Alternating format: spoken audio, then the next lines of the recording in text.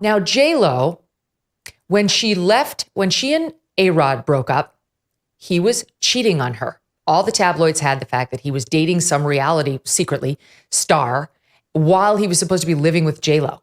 And like that, she was suddenly all over the magazines. She suddenly had the tabloid photographers catching her everywhere. And within about 2 minutes, she was back with Ben Affleck and completely changed the news narrative to, Bennifer, they're back. They're amazing. Not J-Lo is kind of past her prime and got cheated on, right? She didn't want that headline. Mm-hmm. And I understand why, but I'm convinced she got back together with Ben Affleck to get rid of those headlines. Then she went so far as to marry the guy. And shock of all shocks, it's not working out. So now the PR campaign is back into gear, Maureen. And you see her, I mean, I'm sure you saw the shots of her in Italy on a boat, like by herself, taking pictures of her own ass. I saw those pictures, Megyn, and I was like, this woman is maybe 13 years old emotionally. Like, your marriage is in tatters. Every project you've put out this year has failed. You had to cancel your tour because when you reduced your tickets to $9, Americans still don't want any part of you. You vamoose to Italy to lick your wounds. You're in one of the most beautiful places on earth. And what do? You take out your cell phone to shoot pictures of your own ass. Are you kidding me?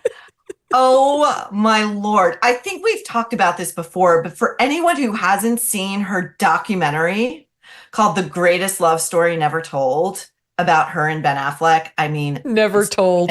Immediately. It is beyond incredible. And like the way that Ben talks about her on camera, he talks about her, Megyn. He literally says, like, she's a bottomless pit of need. Right.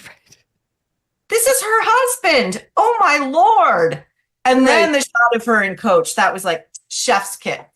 Okay, so tell them what you're talking about. So she's on almost like a puddle jumper in Europe. It's like an hour-long flight between countries. And somebody gets a picture of J-Lo looking downward, seated in Coach. Jenny from the block. She's just Jenny from the block. She's not trying just like us. Like us, not trying to unload a $60 million mansion, and navigate a divorce while we all know she's like frantically trying to line up her next victim because she cannot be single for a single second. We have to all participate in this delusion that Jenny's just a dewy little starlet, not like a thrice divorced mother of two. Yeah. And oh my God. Yeah. I mean, like fresh off the heels of trying to sell this relationship as the greatest love story. Never mind the never told. It's been told incessantly. We're just not that interested. We pulled, knowing that you were coming on, a clip from said quote documentary. Here's a bit of it. Stop 24. On that first day, I showed everybody this book.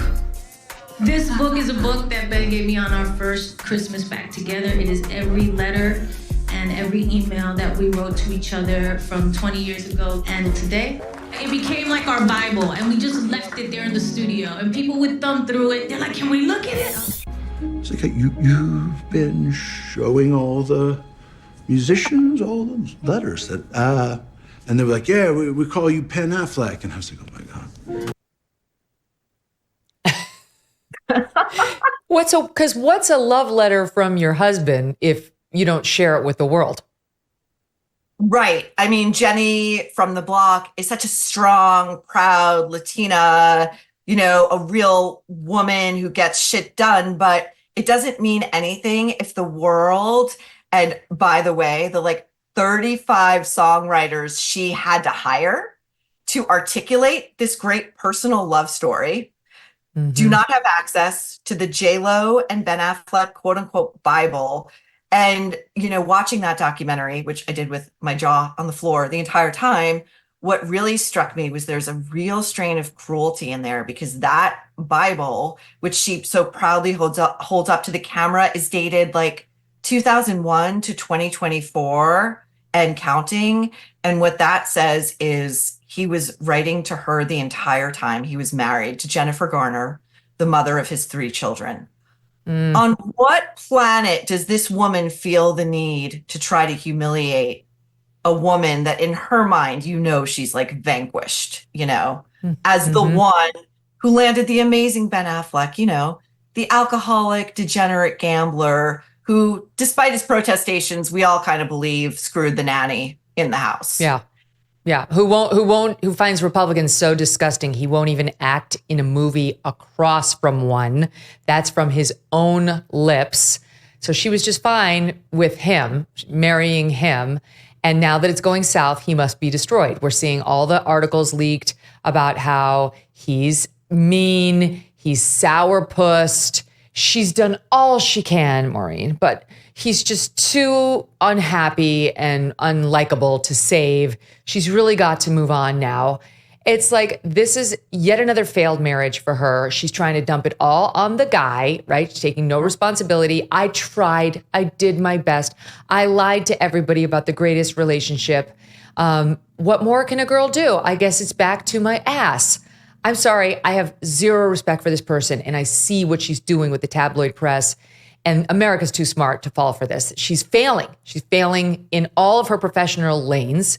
The only way she's not failing is she's got a huge social media following. So she's reinventing herself as a Kardashian. Yeah, she is. But, I think part of the factor here is that the American people, we just don't like her. We don't like her. We know she's a big phony. We know all the stories about her. The one thing you can say about Ben Affleck is reportedly he is a great tipper, and wherever he goes, he will lay down hundreds or thousands, and she snatches those tips back out of the hands of working people. Jenny from the block. Oh, yeah. She takes the tips? Oh, yes. Oh, yeah. Well, how do we know this? She's well known in Vegas for doing this. Oh, it's all over the place. You just, Megyn, really, you've got bigger things to worry about. The likes of me, I control corners of the internet for these little breadcrumbs that I just adore, really. But it says everything. This woman who's worth, more than he is. She's worth $450 million. Yeah, so easily. Flying coach, that's bullshit. But pulling tips out of the hands of working people in the hospitality industry, one of the hardest industries to work in, you are lower than low. So we don't like her. Also, another nice little nugget for Jenny's annus horribilis. Sephora is discontinuing her cosmetics line. Great. Great. She will be reduced to a reality show. I think you're right. She's going to go the route of the Kardashians, try to make herself relatable. No one wants to hear it. Grand Canyon University, a private Christian university in beautiful Phoenix, Arizona, believes in equal opportunity and that the American dream starts with purpose. Change the world for good by putting others before yourself. Whether your pursuit involves a bachelor's, master's, or doctoral degree, GCU's online, on-campus, and hybrid learning environments are designed to help you achieve your unique academic, personal, and professional goals. With over 330 academic programs as of September, GCU meets you where you are and provides a path to help you fulfill your dreams. The pursuit to serve others is yours. Let it flourish. Find your purpose at Grand Canyon University. Private, Christian, affordable. Visit gcu.edu. Thanks so much for watching. If you like what you just saw, hit the subscribe button for more clips and full episodes.